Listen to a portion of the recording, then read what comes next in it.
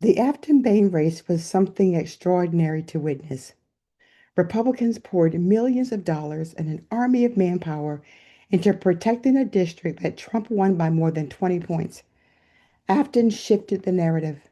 In a race that was supposed to be won by Republicans in a landslide, she moved the margin in a way that, though they will never admit it, sent shockwaves. And the best part is, she gets to start campaigning right now, all over again. This cycle, we're going to see Democrats jump into deep red districts all across America, R plus 20, 25, even R plus 30, leaving no community, no district unchallenged. But the real question is what will have to happen in order to close those massive gaps? Leaders like Afton Bain in Tennessee and Caitlin Dray in Iowa, who actually won her race, are handing us a playbook. But what's going to come next is going to require relentless data work, smart strategy, and bold tactics to make the margins close even further and to close those massive gaps.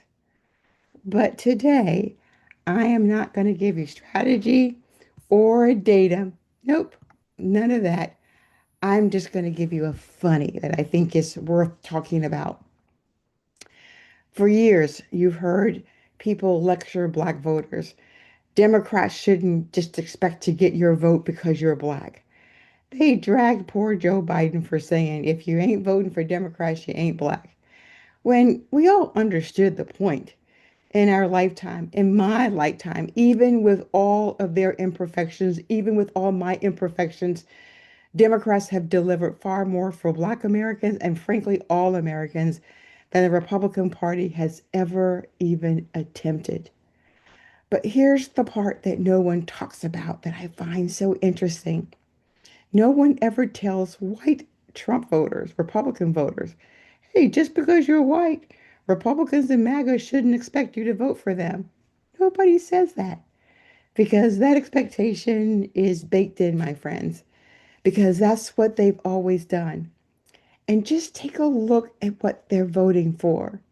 A party that, frankly, no matter what your race, lies to your face with the expectation that you won't question it, blocks your right to join a union, tells your kids which books they're allowed to read, decides when and how you can start a family, dictates who you can marry, raises your taxes while protecting billionaires, and demands you accept cruelty and chaos as the new normal. So, yes, that's funny.